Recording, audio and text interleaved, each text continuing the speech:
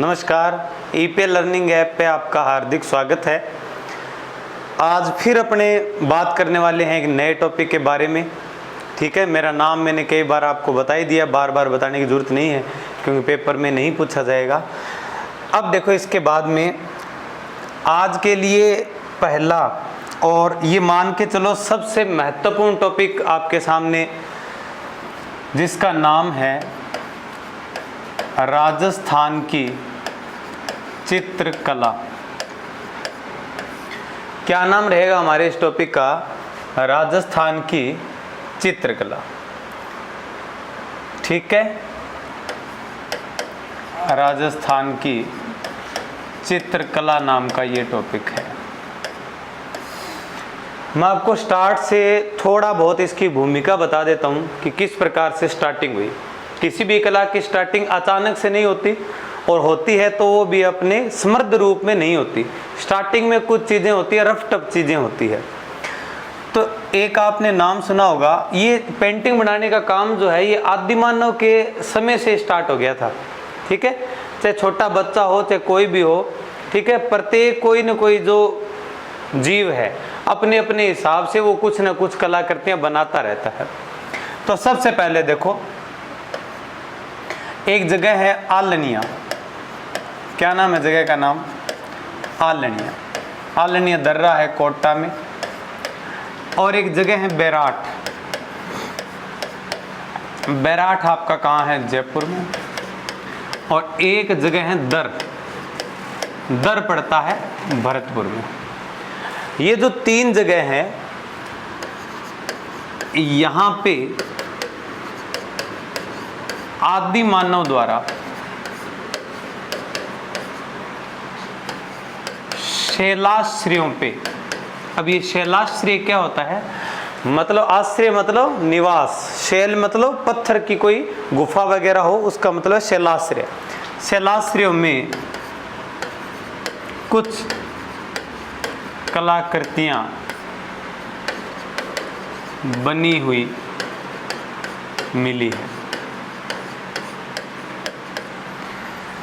ठीक है, आदि मानव ने सबसे पहले कुछ कलाकृतियां बना दी। ठीक है, जैसे आपने ट्राई किया होगा छोटी क्लासों में, ऐसे कर लिया, ऐसे कर लिया, है ना। अब दूसरे के समझ में नहीं आएगा भी क्या चीज़ है, लेकिन आप ज़रूर जानते हो कि ये आपने क्या बनाया है? तोता बनाया है ना। हालांकि तोता ऐसा नहीं होता, लेकिन बनाने वाले की भावना क्या है कि ये तोता है। उसी प्रकार से आदि मानव ने सबसे पहले कुछ कलाकृतियां बनाना प्रारंभ किया था। दीवार पे कोई काम धंधा था नहीं उसमें, ना कोई पढ़ाई थी ना कोई और रोजगार था, तो सारा दिन क्या जड़ी बूटियां कंदमूल खाना और गुफा में बैठे रहना। तो बैठा बैठा आदमी क्या करेगा? बोर हो जाएगा तो क्या करेगा? दीवारों पे कुछ ना कुछ घिसता रहेगा। तो कुछ ऐसी कलाकृतियां उसने बना दी थी जो तीन जगहों से अपने को मिली है। अब इसके बाद में देखो, इसके बाद में यहाँ से तो अपने राजस्थानी चित्रकला क्या है, एक तरीके से मानते भी प्रारंभिक कुछ क्या मिलते हैं? साक्ष्य मिलते हैं। अब इस चित्रकला में कौन कौन सी चित्र शैलियाँ मिश्रित हुई? डायरेक्ट तो चित्रकला यहाँ से तो पनपी नहीं है, और जगह भी बहुत सारी थी। तो सबसे पहले तो आपने महाराष्ट्र में सुना होगा अजंता। तो अजंता में जो एक गुफाओं में चित्र शैली शुरू हुई उसको कहते हैं अजंता शैली। अजंता शैली से प्रभावित कुछ चित्र यहाँ पे बनने लगे। जैन विद्वानों ने भी कुछ चित्र बनाए। ठीक है, इसके बाद में गुजराती विद्वानों ने कुछ चित्र बनाए, तो गुजराती शैली भी है। और इनको मिक्स करके फिर एक टूटा फूटा रूप सामने आया, अपभ्रंश शैली। ये सारी शैलियाँ आपस में क्या होती गई? जुड़ती गई, आपस में जुड़ती गई। और जुड़ने के बाद में इन सभी को मिक्स करके जो एक शैली बनी वो है राजस्थानी चित्रकला। लगभग मान के चलो 1500 ईस्वी, ठीक है, 1500 ईस्वी से पहले ये मिक्स रूप में चलती थी। ठीक है, तो अगर अपने बात करें कि राजस्थानी चित्रकला अपने वास्तविक रूप में कब आई या स्वतंत्र रूप में कब आई, तब आप ध्यान में रखोगे लगभग 1500 ईस्वी में राजस्थानी चित्रकला समृद्ध रूप या स्वतंत्र रूप में क्या हुई, विकसित हुई थी। तो आगे समझ में ना बात, स्टार्ट में क्या था, कुछ गुफाओं में कुछ चित्र मिले, इसके बाद में क्या था, अजंता शैली, जैन चित्र शैली, गुजराती लोगों ने कुछ चित्र बनाए, टूटा फूटा रूप सामने आया, इनको मिक्स करके फिर क्या बन गई, राजस्थानी चित्रकला। ये राजस्थानी चित्रकला पहले तो मिक्स थी, अपने स्वतंत्र रूप में अस्तित्व में कब आई, लगभग 1500 ईस्वी में। लगभग 1500 ईस्वी में ये क्या है, स्वतंत्र रूप में क्या हो गई, विकसित हो गई। यहां तक की बात आगे ना समझ में, है ना, टेंशन लेनी नहीं है किसी प्रकार की। नोट करो, इसको नोट करो, 2-3 बार पढ़ो।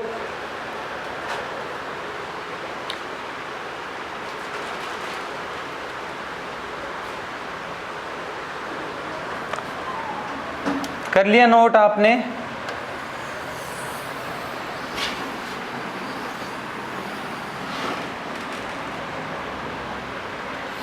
अब देखो इसके बाद में, ये तो इसका निर्माण हो गया, प्रारंभ में इसका निर्माण हो गया। अब इसके बाद में देखो क्या होगा, इसके बाद में इसका नामकरण कैसे हुआ, राजस्थानी चित्रकला का नामकरण कैसे हुआ। 15वीं शताब्दी तक तो ये अपने पृथक रूप में आ गई। इसके बाद में देखो इसके नामकरण की अगर अपने बात करें तो एक विद्वान है जिसका नाम है W.H. ब्राउन। W.H. ब्राउन, इस आदमी ने ये जो चित्रकला थी इसको नाम दिया राजपूत चित्र शैली। क्या नाम दे दिया इसको, राजपूत चित्र शैली नाम दे दिया। इसके बाद में एक विद्वान हुआ H.S. मेहता। H.S. मेहता, उसने इस चित्र शैली को नाम दिया था हिंदू चित्र शैली। क्या नाम दिया, हिंदू चित्र शैली। लेकिन इसके बाद में एक विद्वान होता है जिसका नाम है राय कृष्ण दास। राय कृष्ण दास, इस व्यक्ति ने कहा, इन नामों का, इन मतों का खंडन करके फिर इन्होंने कहा कि यह क्या है, राजस्थानी चित्र शैली है।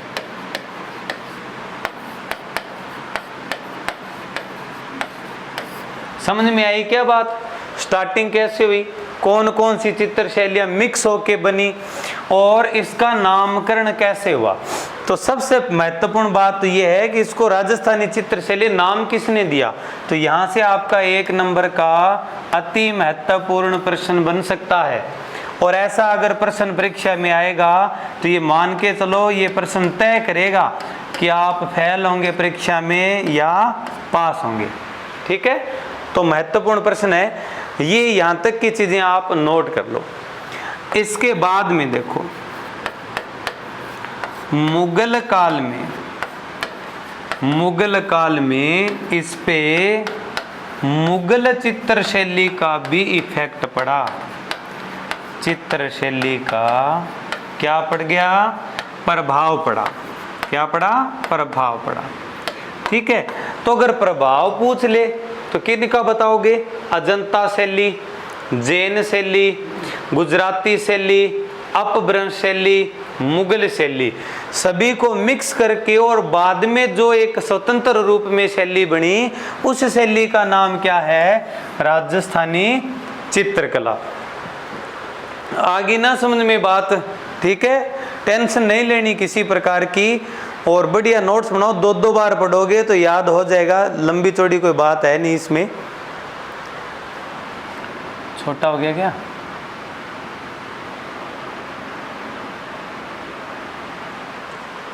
ठीक है, बनाओ।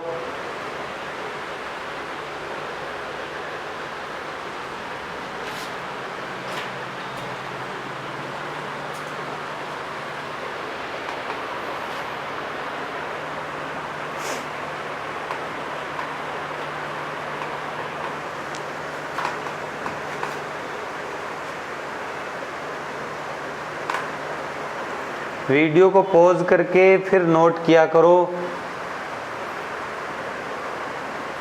और ये बार बार डिस्प्ले ऑफ होने वाला जो है सिस्टम, इसकी टाइमिंग थोड़ी सी बढ़ा लो ताकि बार बार आपका फ़ोन जो है वो दोबारा वापस ऑन ना करना पड़े, डिस्प्ले ऑन ना करनी पड़े आपको ना। ठीक है, आगे समझ में ना बात? देखो आगे यहाँ तक की चीज़ें होएगी कंप्लीट। अब आगे बढ़ते हैं अपने, धीरे धीरे करके इस टॉपिक की गहराई में लेके जाएंगे आपको, और इतनी गहराई में लेके जाएंगे कि फिर आप चित्रकला पूरा पढ़े बिना वापस नहीं आ पाओगे। पूरी गहराई में चलेंगे, अभी ऊपर ऊपर की चीजें हैं। ठीक है, अब देखो ये जो राजस्थानी चित्रकला है, एक प्रश्न इसमें से ये और बनता है कि राजस्थानी चित्रकला का प्रथम वैज्ञानिक विभाजन, प्रथम वैज्ञानिक विभाजन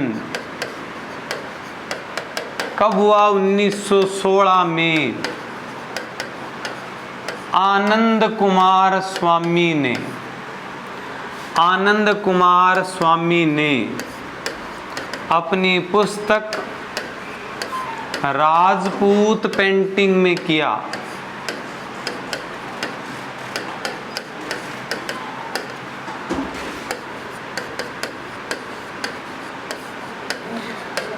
तो ये भी बड़ा शानदार प्रश्न बन गया ना आपका।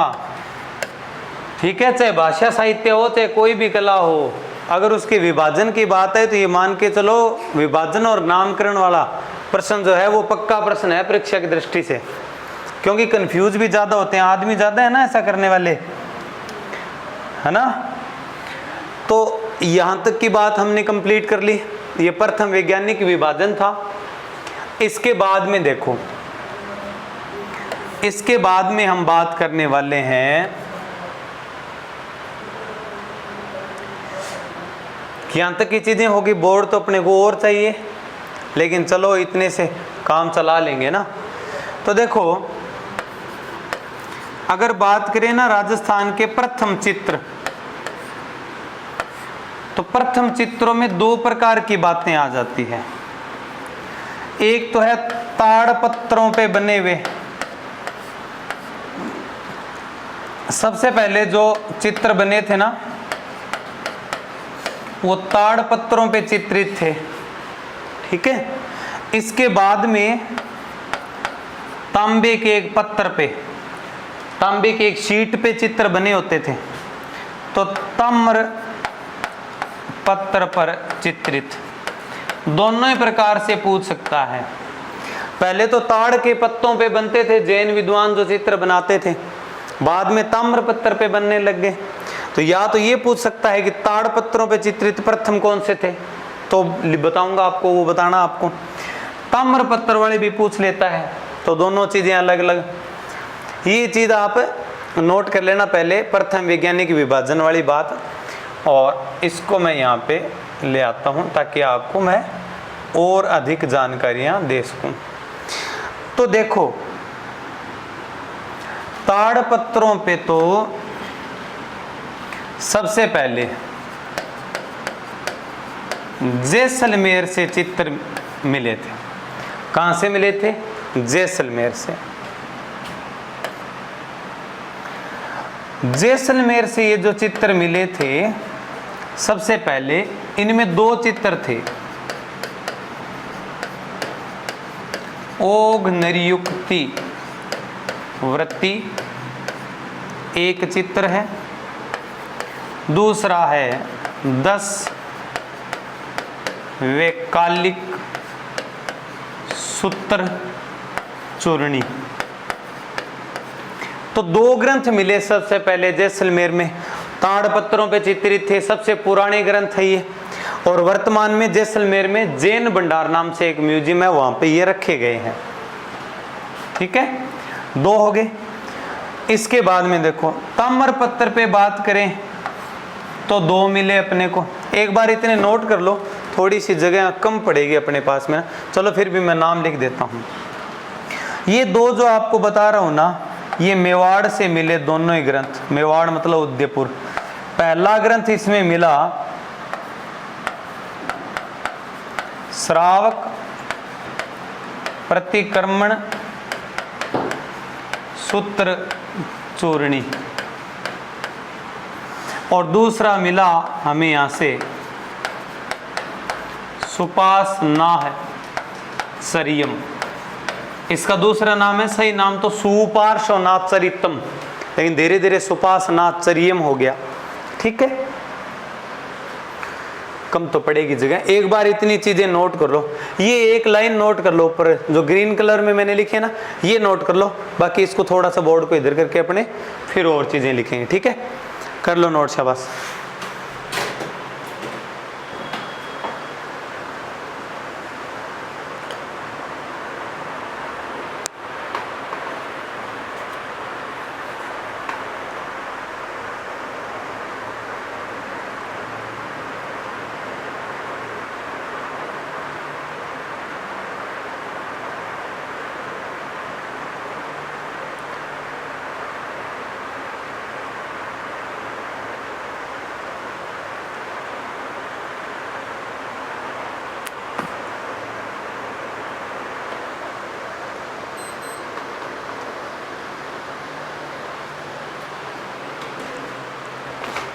कर लिया क्या? ठीक है, तो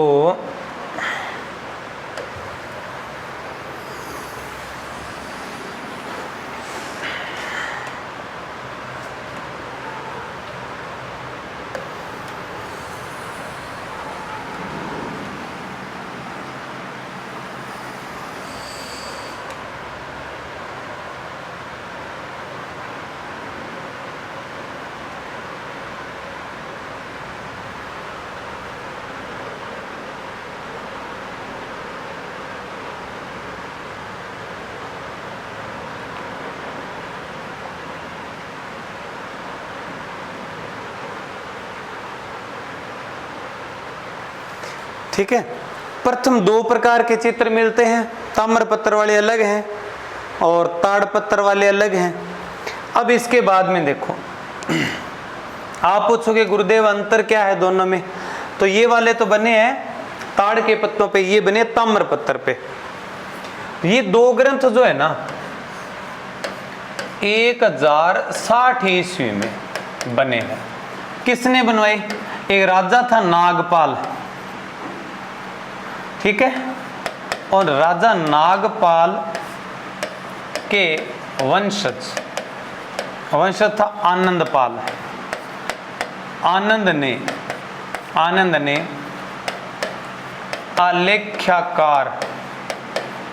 आलेख्याकार पाटिल से बनवाए।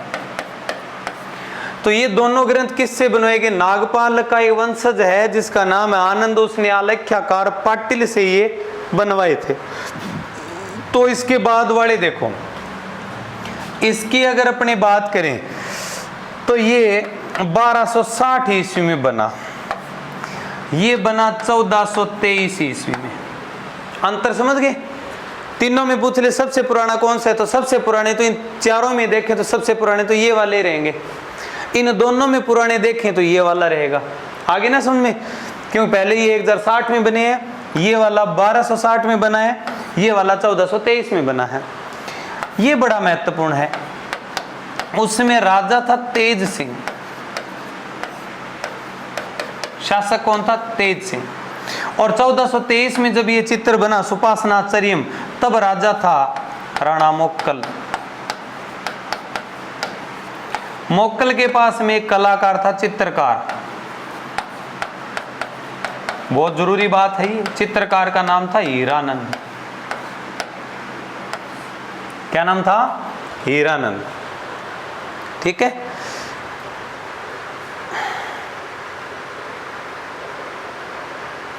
अब इसको कर लो नोट आप।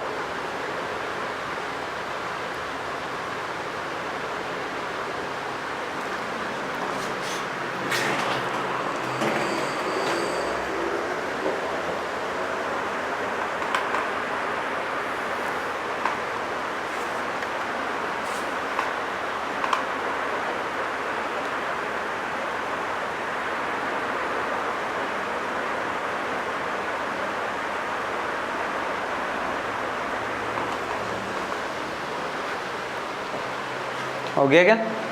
ठीक है। इसका एक का और लिखो, लिख लेना।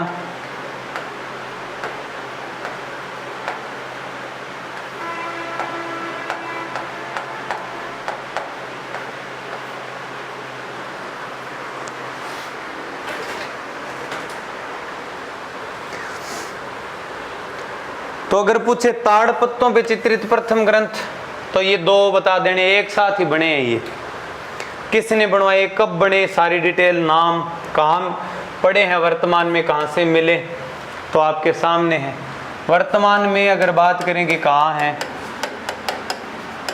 तो जैन भंडार या जिनभद्र सूरी भंडार या संग्रहालय जैसलमेर में वर्तमान में पड़े हैं ये।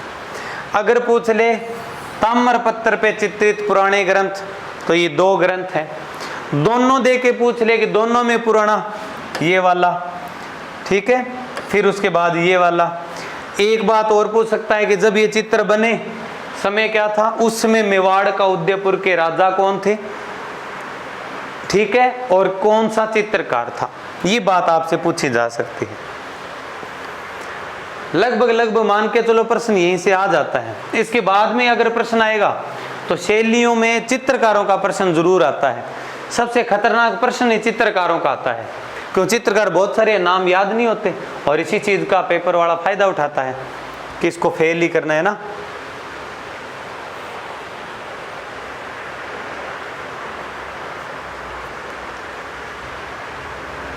मिटा दें, ठीक।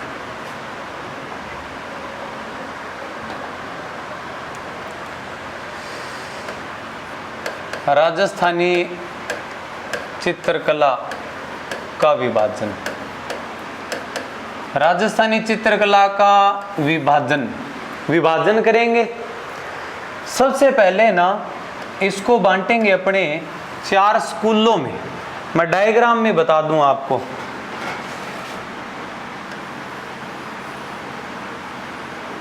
ये अपना राजस्थान है, या मारवाड़ था, या ढूंढाड़ था, ये आड़ोती है, या मेवाड़ है। सबसे पहले चित्रकला के मेन केंद्र रहे हैं ये चारों क्षेत्र। तो ये चारों क्षेत्र है ना जहां से चित्रकला की स्टार्टिंग हुई, तो इनको स्कूल नाम दे दिया गया, ठीक है। तो ये नाम हुआ जैसे मारवाड़ स्कूल, ठीक है। ये नाम दे दिया जैसे ढूंढाड़ स्कूल, क्यों जयपुर का पुराना नाम है ढूंढाड़, स्कूल नहीं है ये स्कूल है। ये जैसे आड़ोती स्कूल, डायग्राम जरूर बनाना ये। और ये जैसे मेवाड़ स्कूल। सबसे पहले 4 स्कूलों में बांटा, क्योंकि मेन केंद्र थे ये स्टार्टिंग में, यहीं से और आसपास के एरिया में फैली है, ठीक है। अब इस मारवाड़ स्कूल मेन सेंटर है जहां से इस एरिया में चित्रकला शुरू हुई।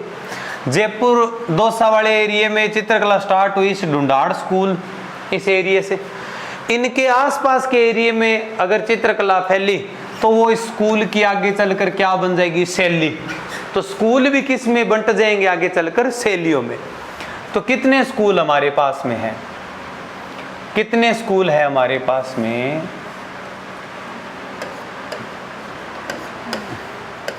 4 स्कूल। सबसे पहले मारवाड़ स्कूल, इसके बाद में है ढूंढाड़ स्कूल, इसके बाद में है हमारे पास में मेवाड़ स्कूल, इसके बाद में है हमारे पास में हाड़ौती स्कूल। 4 स्कूलों में हमने बांटा है इसको अध्ययन की दृष्टि से। और इसका आधार क्या है, कैसे बांट दिया हमने, क्योंकि मेन ये 4 एरिया थे जहां से चित्रकला की क्या हुई थी, राजस्थान में 4 जगहों से शुरुआत हुई धीरे धीरे, इनको स्कूल नाम दे दिया। अब जैसे मान लो मारवाड़ स्कूल, मतलब मारवाड़ मतलब जोधपुर, जोधपुर से कुछ कलाकार मान लो बीकानेर गए, कुछ जैसलमेर गए, कुछ मान लो नागौर चले गए, ठीक है, गए कहां से है, मारवाड़ से, जोधपुर से। तो ये मारवाड़ स्कूल की आगे शैली में बंट जाएंगे। तो मारवाड़ स्कूल की शैली, बीकानेर शैली, नागौर शैली, जैसलमेर शैली, ऐसे करके शैलियों में बंट जाएंगे। अलग अलग शैलियां इसीलिए है क्योंकि इन शैलियों में थोड़ा थोड़ा अंतर है। और इसी स्कूल की शैली क्यों कहेंगे, मारवाड़ स्कूल की शैली क्यों कहेंगे बीकानेर, जैसलमेर और नागौर शैली को, क्यों, क्योंकि इनके जो चित्र है उनमें कहीं ना कहीं ये झलकता है कि कलाकार कहाँ के हैं, ये जोधपुर या मारवाड़ से आए हैं, ठीक है। तो इस एरिया से थोड़ा थोड़ा आसपास के एरिया में जो कलाकार चले गए तो उन्होंने अपनी अलग अलग क्या कर दी, शैलियां विकसित कर दी। तो यहां देखो जैसे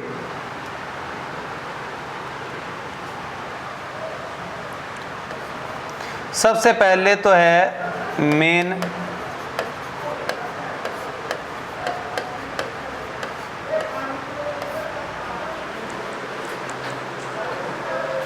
जोधपुर शैली, ठीक है, हाँ।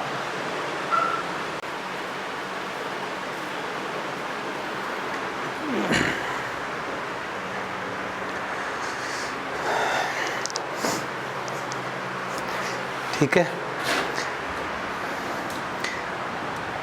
अब देखो जोधपुर शैली, बीकानेर शैली, अगर कोई पूछ रहे ना मारवाड़ स्कूल की मूल शैली कौन सी है, तो मारवाड़ मतलब जोधपुर है, तो जोधपुर शैली। इसके बाद में जैसलमेर शैली, फिर पास में नागौर पड़ता है तो नागौर शैली, ठीक है, पास में सिरोही है तो सिरोही शैली, गाणेराव नाम की जगह है पाली में, गाणेराव शैली, ठीक है।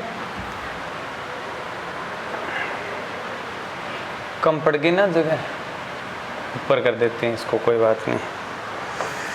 इसके बाद में देखो कुछ राठौड़ किशनगढ़ भी गए थे, किशनगढ़ शैली, किशनगढ़ अजमेर में है तो इसी स्कूल से अजमेर शैली भी बन गई।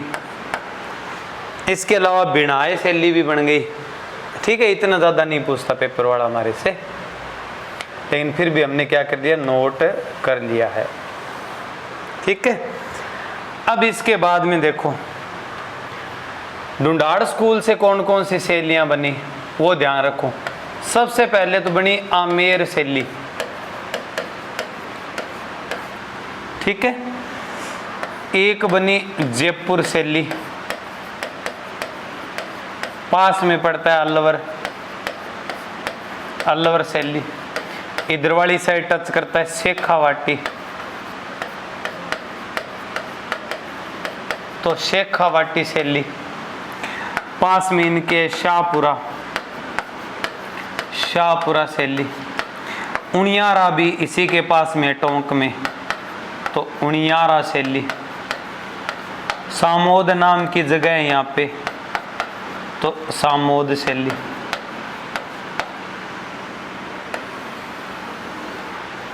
आगे ना मेन मेन शैलियां समझ, मतलब ढूंढाड़ मतलब जयपुर इस एरिया में जो पूरे क्षेत्र आते थे उनमें जो शैलियां विकसित हुई वो ढूंढाड़ स्कूल से ही बनी है।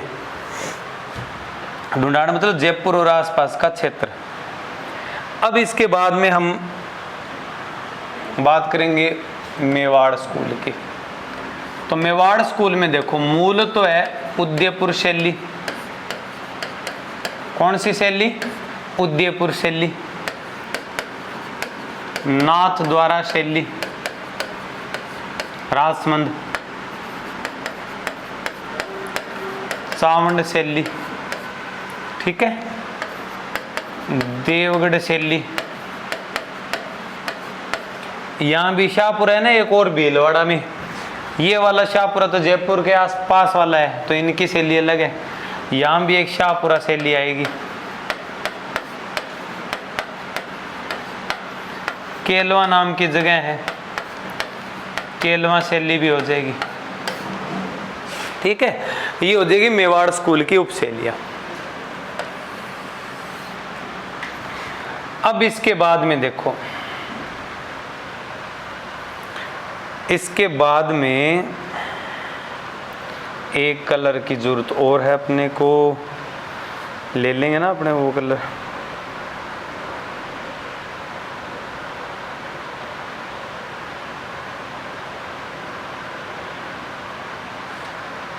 ये रेड ले लेते हैं, ठीक है। हाड़ौती में देखो कोटा शैली है सबसे मेन, बूंदी शैली है, झालावाड़ शैली है, बूंदी में दुगारी शैली है।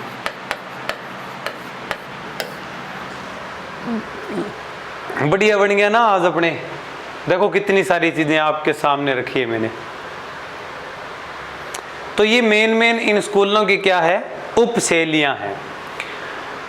इनमें अंतर तो क्या रहेगा? ये स्कूल तो पूर्ण रूप से अलग होंगे, भिन्नता होगी टोटली इनमें। लेकिन ये जो जैसे शैलियां रहेगी ना, इनमें कुछ समानताएं रहेगी, ठीक है, जो कनेक्ट करेगी कि ये मारवाड़ स्कूल की शैली है। कुछ भिन्नता रहेगी, कुछ एक, ताकि पता चलता रहे भी ये जोधपुर शैली अलग है, ये बीकानेर में थोड़ा अलग हुआ, ठीक है। एक ही जगह से ट्रेनिंग लेके कलाकार जाते थे, अलग जगह जाते थे, अलग अलग प्रकार के चित्र बनाना शुरू करते थे, तो थोड़ा थोड़ा उनमें अंतर आ जाता। कोई रंग का अंतर कर देता, कोई और चेंज कर देता ना, ठीक है। बनाओ इसको।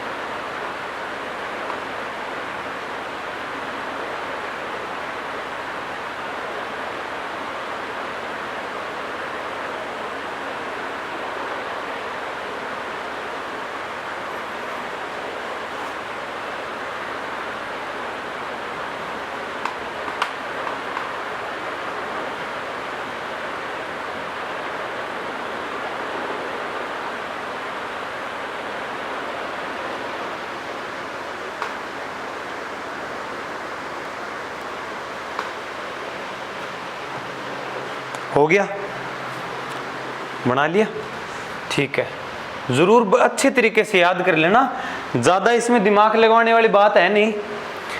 जोधपुर मतलब मारवाड़ स्कूल, तो एक तो जोधपुर शैली होगी, जोधपुर के पास में बीकानेर, तो बीकानेर शैली, पास में जैसलमेर है तो जैसलमेर शैली, नागौर टच करता है तो नागौर शैली बन गई, सिरोही पास में तो सिरोही शैली, पाली भी जोधपुर के पास है तो पाली में घाणेराव शैली, किशनगढ़ दूर पड़ता है यहाँ से कुछ राठौड़ चले गए थे जिन्होंने शाखा चलाई थी, तो वो किशनगढ़ में भी राठौड़ थे, तो किशनगढ़ और अजमेर में भी राठौड़ राजाओं ने इस स्कूल की शैली का निर्माण करवा दिया, है ना।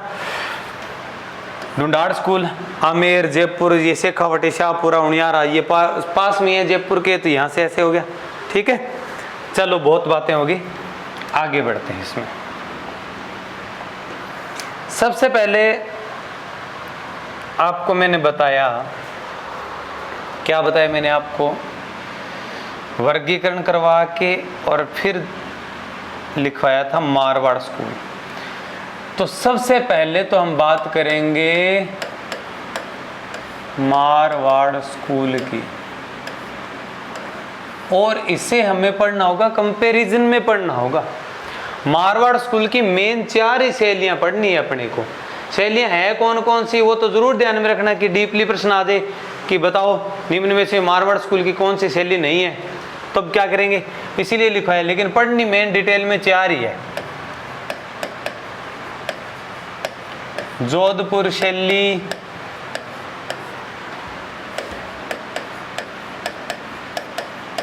बीकानेर शैली, किशनगढ़ शैली और जैसलमेर शैली।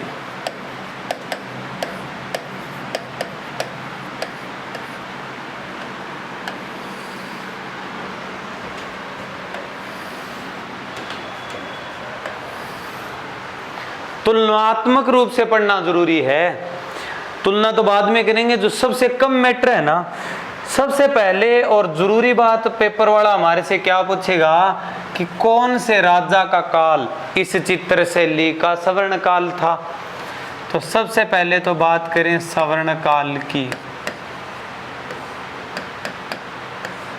किसकी बात करें, सवर्ण काल की, गोल्डन टाइम की। तो ध्यान में रखना यहाँ पे मालदेव के काल में ये कला स्टार्ट हुई और महाराजा जसवंत सिंह के काल में, जसवंत सिंह सेकंड के काल में इस कला में बहुत ज़्यादा प्रगति हुई। तो दोनों ही आदमियों का टाइम इसका गोल्डन टाइम माना जाएगा, ध्यान रखना। बीकानेर शैली का सवर्ण काल पूछ ले तो यहाँ का राजा था अनूप सिंह। अनूप सिंह कुछ कलाकारों को लाहौर से लाया था जो ऊंट की खाल पे चित्र बनाते थे। तो ऊंट की खाल पे चित्र बनाना एक अलग कला बना जिसका नाम है उस्ता कला। तो बीकानेर शैली में जो चित्र बनते हैं वो कैसे बनते हैं, ऊंट की खाल पे सोने की डिजाइनिंग से बनते हैं। तो बीकानेर शैली में कौन सी एक कला बनी है, उस्ता कला बनी है। कहने का मतलब उस्ता कला ही बीकानेर चित्र शैली है, और बीकानेर चित्र शैली क्या है, उस्ता कला है। किशनगढ़ चित्र शैली का जो गोल्डन टाइम है वो राजा सामंत सिंह या नागरीदास का जो समय है वो किशनगढ़ चित्र शैली का गोल्डन टाइम रहेगा। जैसलमेर चित्र शैली में सवर्ण काल मूलराज भाटी, राजा मूलराज भाटी का टाइम था, वो जैसलमेर चित्र शैली का गोल्डन टाइम था। मुंह से मूलराज है, मुंह से मुख्य चित्र है, मुंह से मुम्मल है। मुम्मल एक कहानी है, प्रेमाख्यान ने सुनी होगी आपने, उसके चित्र ज्यादा बने हैं जैसलमेर चित्र शैली में।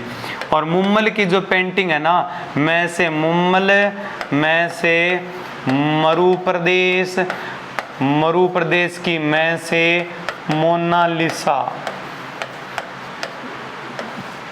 मोनालिसा कहते हैं। मरु प्रदेश की क्या कहते हैं, मोनालिसा। जैसलमेर चित्र शैली में इतनी बातें हैं, वो पहले नोट कर लेना, फोल्डर ही बंद कर देना उसका। तो इतनी बातें हैं उसमें, इनके बारे में बहुत सारी जानकारियां मिल लेनी होगी। कौन कौन सी जानकारियां और बाकी बचती है, तो ध्यान देना यहाँ पे। सबसे पहले तो एक बात ध्यान में रखना कि मुगल प्रभाव किसके समय पड़ा। जोधपुर का एक राजा था जिसने मुगलों से वैवाहिक संबंध बनाए, तो उसके समय में जोधपुर चित्र शैली पे मुगल प्रभाव पड़ा। ठीक है। इसके बाद में यहाँ बात करें मुगल प्रभाव की, तो यहाँ बीकानेर का राजा था राय सिंह। राय सिंह के समय भी यहाँ पे क्या हुआ था, मुगल प्रभाव पड़ा था। ठीक है। इन पे मुगल प्रभाव जैसी कोई बात नहीं है। इसके बाद में आप ध्यान में रखना आंखें। तो जोधपुर चित्र शैली में जो आंखें बनी है ना, वो है बादाम जैसी। कैसी है, बादाम जैसी। यहां जो आंखें बनी है ना, वो बनी है बीकानेर में महिलाओं की जो चित्रों में आंखें है ना, वो हिरण जैसी है, मृगनयनी कह सकते हो आप। और यहाँ किशनगढ़ शैली में जो आंखें बनी है ना, वो कमल या खंजन जैसी। कमल या खंजन, खंजन पक्षी है जिसका उल्लेख सूरदास की रचनाओं में मिलता है। कई लोग गलती से खंजर लिख देते हैं इसको, खंजर जैसी आंखें नहीं होगी। ठीक है ना, आंखों से देखना होता है, काटना नहीं होता। ठीक है। अब इसके बाद में देखो, अगर बात करें मुख्य चित्र की, मुख्य चित्र यहाँ पे बना है ढोला मारू। मुख्य चित्र कौन सा बना है, ढोला मारू। यहाँ की मुख्य देन जो है वो है उस्ता कला। उस्ता कला। ठीक है। राय सिंह का जो टाइम था ना, उसमें बीकानेर चित्र शैली का प्रारंभ जरूर हुआ था, क्योंकि भागवत पुराण नाम का चित्र बना था इसके टाइम में। भागवत पुराण चित्र बना राय सिंह के टाइम। किसके टाइम बना, राय सिंह के टाइम। यहाँ का मुख्य चित्र अगर बात करें ना, वो है बणी ठणी। बणी ठणी। ठीक है। अब देखो, यहां तक बातें अपनी पहुंच गई। क्लियर है ना, इतनी सारी चीजें, कोई दिक्कत आने वाली नहीं है ना इसमें। ठीक है। वो नोट कर लो मेरे ख्याल से आप पहले, ताकि इसको बोर्ड को ना हमने थोड़ा सा ऐसे खिसका दे, थोड़ी जगह और चाहिए अपने को। ये नोट कर लो इतनी बात है एक बार। ये जैसलमेर शैली नोट करनी है। बनाना बिल्कुल हूबहू ऐसा ही है। कॉपी को कैसे पकड़ना है आपको, देखो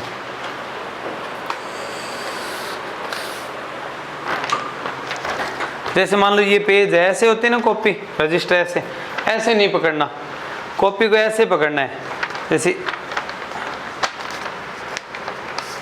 ये मान लो कॉपी है आपके ना, तो कॉपी को ऐसे पकड़ना है आपको और ऐसे करके लिखना है आपको। क्योंकि हो सकता है आपके नोट्स में अगले पेज तक इसका विवरण चला जाए। जोधपुर शैली, किशनगढ़ शैली, लंबी लंबी शैलियाँ हैं, ऐसे ऐसे नोट करना है, ना कि इस बुकलेट में आपको ऐसे नोट नहीं करना, इसको ऐसे करके नोट करना है। समझ गए ना मेरी बात, समझदार हो आप।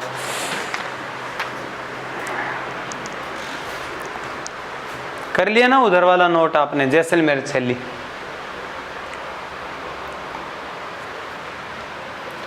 चलो उधर खिसका देते हैं इसको।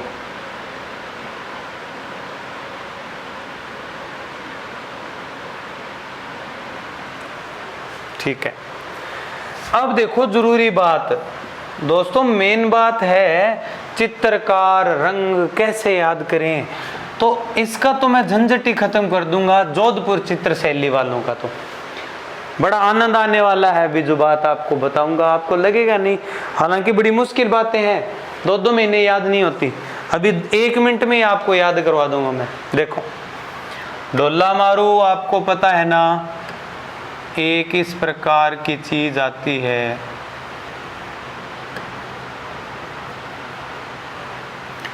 पीने वाला एक पदार्थ आता है C2H5OH है ना।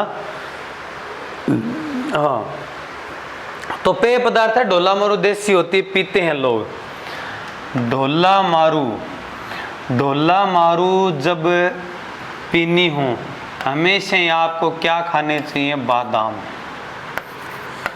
इस शैली में रंग, पशु पक्षी, वृक्ष, ये तीन तीन बातें और ध्यान में रखोगे तो यहीं से जोड़ के जोधपुर शैली में चित्र बने ढोला मारू के। किसके बने? ढोला मारू के। ढोला मारू दारू पीते समय क्या खाना चाहिए? बादाम। ढोला मारू के समय क्या खाना चाहिए आपको? बादाम खाना चाहिए, है ना। अब इसके बाद में देखो,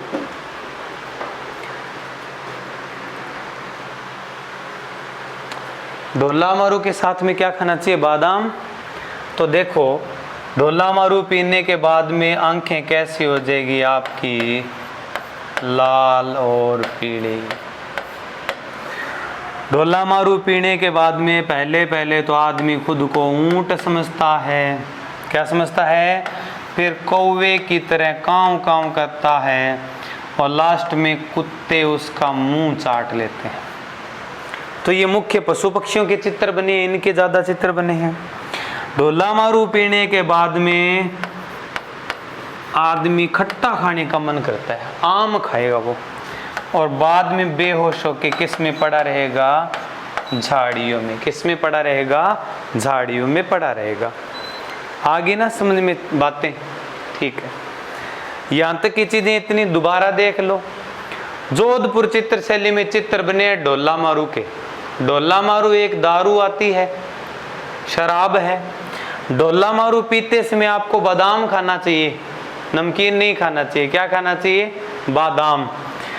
ढोला मारू पीने के बाद में आंखें कैसी हो जाएगी? लाल पीली। कैसी हो जाएगी? लाल पीली।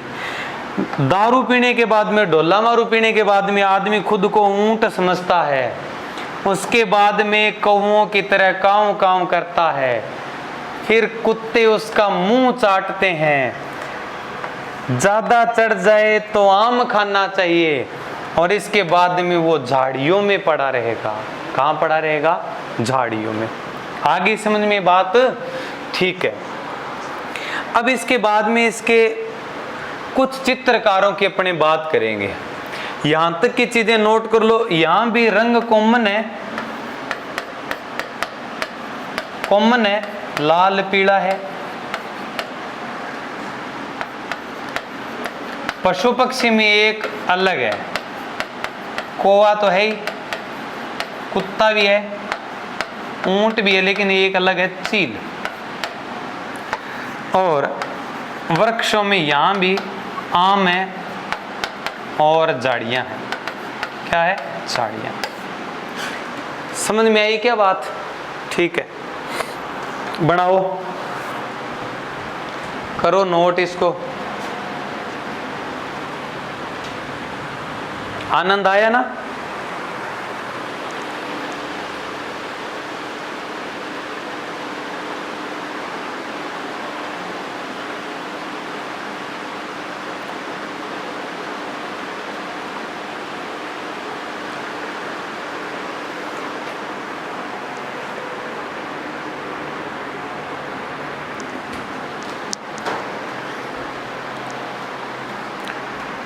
हो गया यहां तक?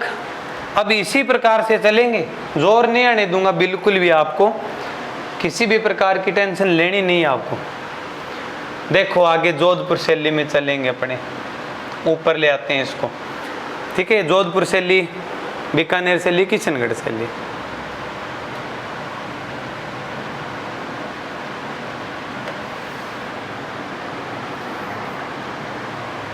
ढोला मारू मुख्य चित्र है। ढोला मारू पियोगे तो ये सारी चीजें बता दी।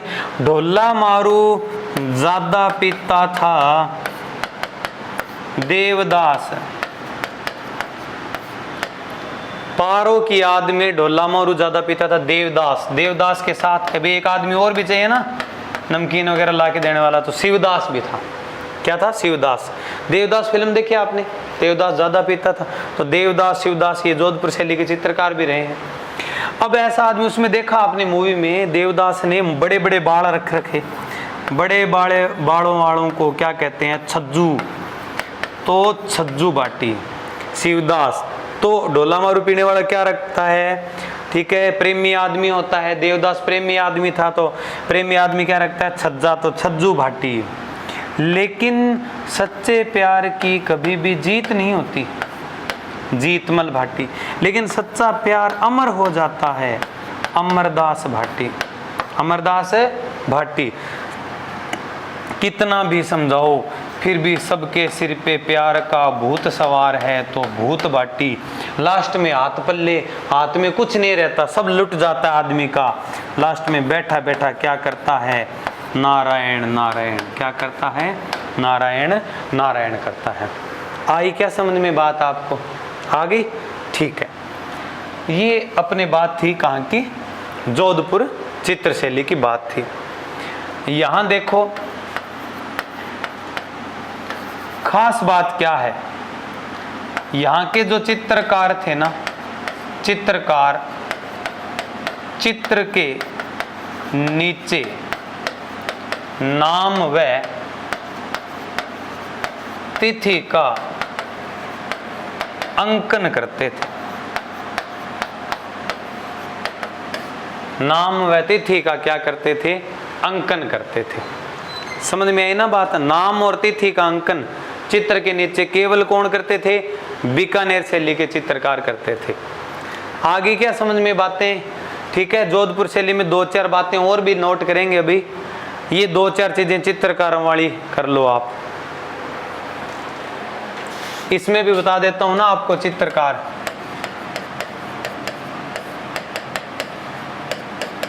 मोर ध्वज, सूर ध्वज, निहाल चंद, अमरचंद। कौन है? अमरचंद, दन्ना, छोटू,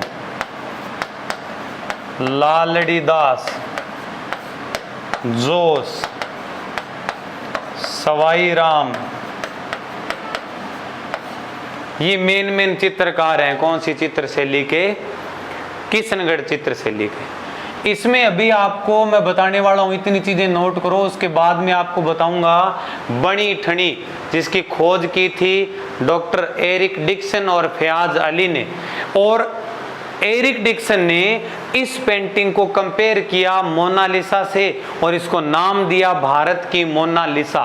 बीच में आपको ये भी बात बताऊंगा कि ये मोनालिसा शब्द जो है ये बार बार क्यों आता है, ऐसा क्या खास बात है मोनालिसा नाम की पेंटिंग में, और उसको बनाने वाला आदमी किस प्रकार का था, जिसका नाम है लियोनार्डो दा विंसी। सारी बातें बताऊंगा पूरी डिटेल के साथ में, ठीक है। अथाह चीजें चलेगी, चित्रकला टॉपिक आपका यही नहीं खत्म होगा, अखंड जोत है, ये चलती जाएगी, है ना। देखो मैंने मारवाड़ स्कूल में कितनी बातें आपको बता दी, ठीक है। ऐसे पढ़ोगे तो कोई प्रश्न बाहर जाने का मतलब है ही नहीं, ठीक है। करो नोट इसको।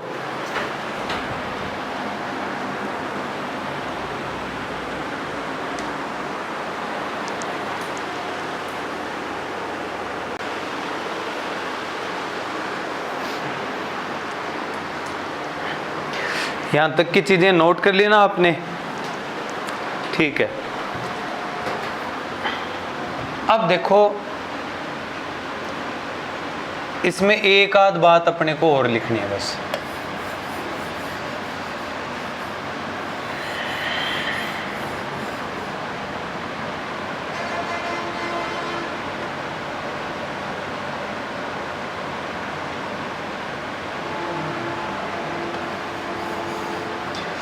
यहां पे एक चित्रकार है, ऊपर ही कर लेते हैं ना इसको।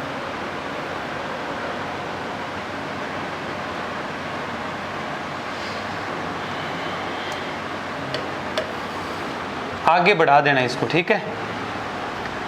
अपने को ये चेंज नहीं करना पड़ेगा फिर बाद में। देखो यहां पे एक आदमी है जिसका नाम है वीर जी नारायण। क्या नाम रहेगा आदमी का? वीर जी नारायण। वीर जी नारायण ने चित्रों का एक सेट तैयार किया, पूरा का पूरा एक ग्रंथ तैयार किया। उस ग्रंथ को कहते हैं रागमाला। रागमाला सेट का क्या किया? चित्रण किया। समझ में आ गई क्या बात? ये लास्ट बात थी जो जोधपुर चित्र शैली में आपको बताना जरूरी थी। इधर बीकानेर शैली में देखो आप, राय सिंह की बात बता दी, भागवत पुराण का चित्रण हुआ, राय सिंह के टाइम से स्टार्ट हुई, अनूप सिंह का टाइम गोल्डन टाइम है। इसके बाद में देखो यहाँ का जो मेन जो डायग्राम है ना, मुख्य चित्र, यहाँ का मुख्य चित्र है यहाँ का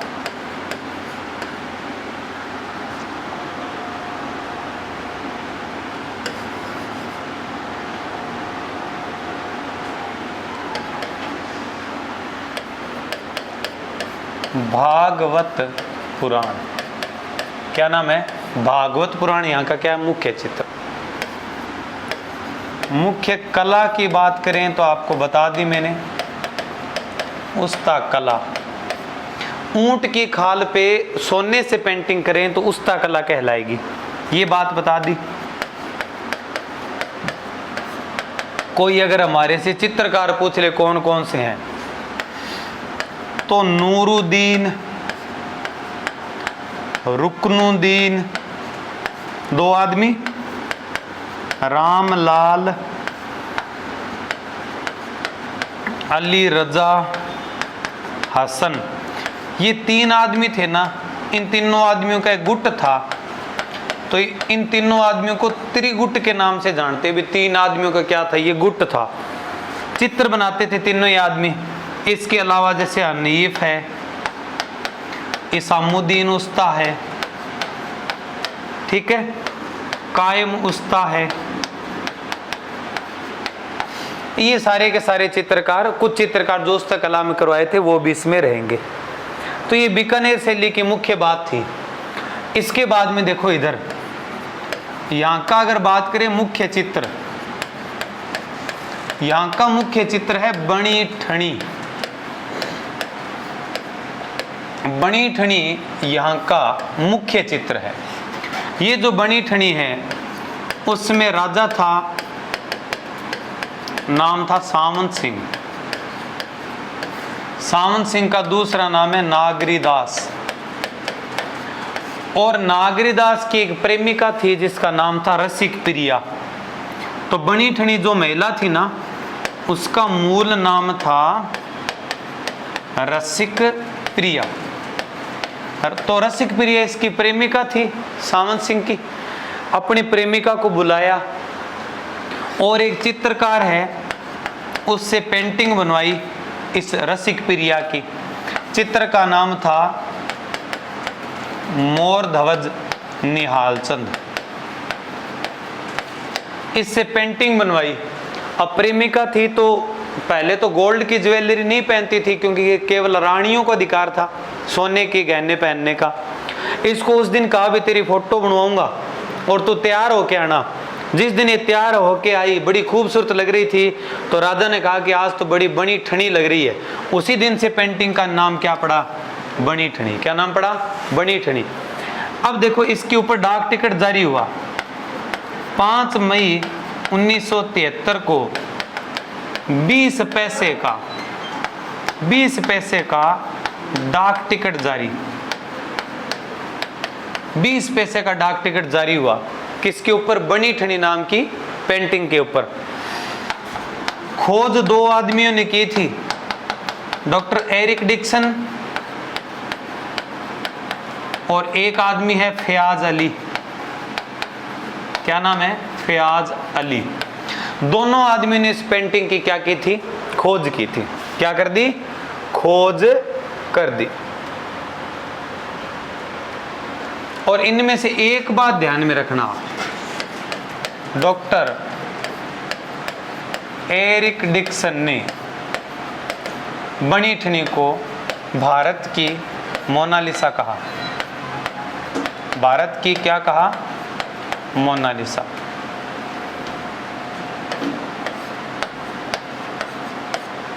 आगे क्या समझ में बात? भारत की क्या कहा? मोनालिसा। क्या चीज है मोनालिसा? उसके बारे में अलग से वीडियो बना के डालूंगा।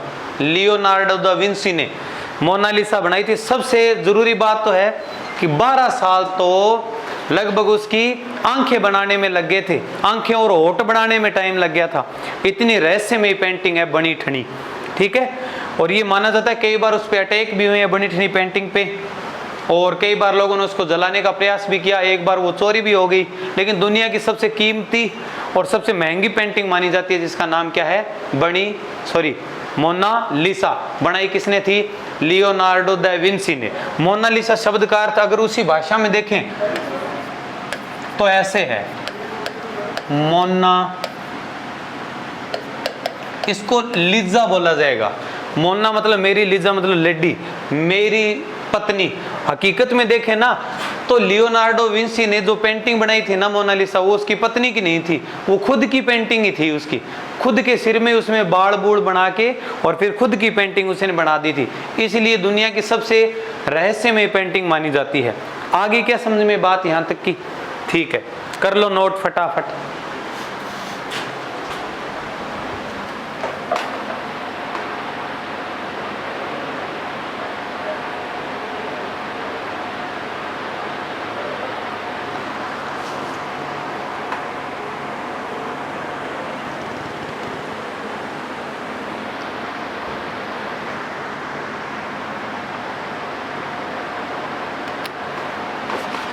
बनाओ बनाओ, नोट करो।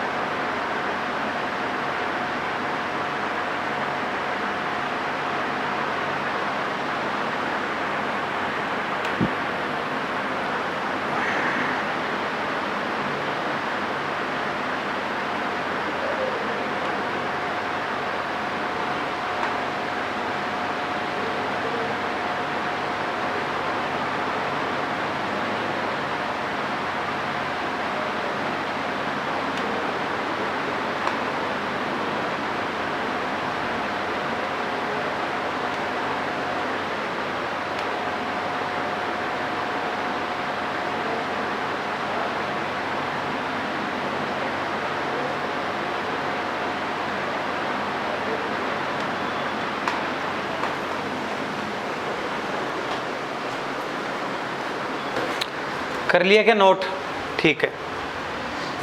थोड़ा ऊपर चलते हैं किशनगढ़ शैली में।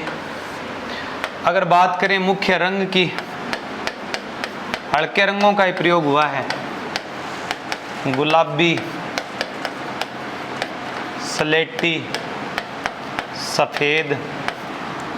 ज्यादातर यहाँ पे डायग्राम जो बने हैं ना किशनगढ़ शैली में, वो बने हैं जैसे झील के, उपवन के, पहाड़ के, इनके चित्र बने हैं मुख्य रूप से। पशु पक्षियों में बात करें ना तो वैसे तो झील के चित्र ज्यादा बने हैं, तो पशु पक्षी में देखो झील के अंदर क्या होता है, बगुला, हंस, बतख, ठीक है। और झील के पास में क्या होते हैं, फंवारे और नौका, ठीक है। इनके डायग्राम यहाँ पे क्या बने हैं, ज्यादा बने हैं, ठीक है। ये 2-4 लाइनें बस नोट कर लो, उसके बाद में मारवाड़ स्कूल अपना क्या हो जाएगा, कंप्लीट हो जाएगा। उम्मीद है आपको बढ़िया तरीके से समझ में आ रहा होगा, ठीक है। ना आए तो अभी दोबारा पढ़ लेना, समझ में तो आएगा। औरों के आएगा तो आपके क्यों नहीं समझ में आएगा। हाँ, जोर जरूर लगेगा थोड़ा सा, क्यों जोर ना लगता तो हर एक कोई पढ़ लेता ना। वीडियो पॉज करके और फिर ये नोट कर लेना। मैं आपको ये चीज थोड़ी सी दोबारा बताने वाला हूं। देखो, जोधपुर चित्र शैली आपको याद कैसे करनी है। जोधपुर चित्र शैली में सबसे ज्यादा जो चित्र बने हैं ना, मुख्य चित्र बने हैं ढोला मारू के। किसके बने हैं, ढोला मारू। ढोला मारू मैंने बताया था ना, इस प्रकार का एक पौआ आता है ढोला मारू, ठीक ठीक है। अब ढोला मारू पीने वाली चीज है ना, ठीक है। ढोला मारू एक प्रेम कहानी भी है। ढोला मारू, ढोला एक राजा था, मारू उसकी प्रेमिका थी। इनके चित्र बने हैं ज्यादा जोधपुर शैली में। आगे वाली चीजें याद कैसे करोगे? वैसे तो याद कर पाना बड़ा मुश्किल है ना, लेकिन मेरे को लगता है कि अगर मैं आपको ढोला मारू में आपकी रुचि है तो ढोला मारू से बता दूं तो ज्यादा बढ़िया रहेगा। देखो सबसे पहले बात है कि ढोला मारू जब पीते हो ना आप, तो एक तो आपको साथ में ड्राई फ्रूट में तो क्या खाना चाहिए? बादाम खाना चाहिए। क्या खाना चाहिए? बादाम। अब देखो ढोला मारू पीने के बाद में आदमी खुद को क्या समझता है? ऊंट समझता है। फिर वो कौवे की तरह चिल्लाता है, काव काव करता है, और लास्ट में क्या होता है? कुत्ते उसका मुंह चाटते हैं। यही होता है ना। इसके बाद में देखो ज्यादा चढ़ जाए तो उसका खट्टा खाने का मन करता है, ज्यादा पी ले तो आम खाएगा वो, और बाद में बेहोश होके कहाँ पड़ा रहेगा? झाड़ियों में। कहाँ पड़ा रहेगा? झाड़ियों में। चित्रकार कैसे याद करोगे? ज्यादा ढोला मारू कौन पीता था? देवदास फिल्म में देवदास पीता था ना, किसकी याद में? पारो की याद में। अब देवदास जब पिएगा ना तो अकेला नहीं पीता, एक आदमी और चाहिए नमकीन वगैरह ला के देने वाला। तो देवदास के साथ में क्या है? शिवदास भी है। अब देखो देवदास जो है ना पारो की याद में, मतलब प्रेमी आदमी था ये। प्रेमी आदमी बड़े बड़े बाल रखता है, छज्जा रखता है। क्या रखता है? छज्जा। तो छज्जू बाटी। क्या नाम है? छज्जू बाटी। सच्चे प्यार की कभी भी जीत नहीं होती। क्या नहीं होती? जीत नहीं होती। सच्चा प्यार क्या हो जाता है? अमर हो जाता है। और सभी को कितना ही समझा लो फिर भी सभी के सिर पे प्यार का क्या सवार है? भूत सवार है। क्या सवार है? भूत सवार। तो भूत बाटी। लास्ट में आपके पल्ले कुछ नहीं रहता। क्या नाम बचता है? नारायण। नारायण क्या बचता है? ठीक है। तो इस प्रकार से समझ में आ गया ना। देखो बेटा कोई नहीं समझाएगा इस प्रकार से आपको, है ना। ये ज्ञान किताबों में नहीं मिलता, ये अर्जित करना पड़ता है। तो मेरे ख्याल से आज की क्लास में इतना बहुत है। पढ़ते रहिए, सुंदर नोट्स बनाते रहिए, खूब मेहनत कीजिए, स्वस्थ रहिए, मस्त रहिए। Thank you, have a nice day. मिलते हैं अगली क्लास में।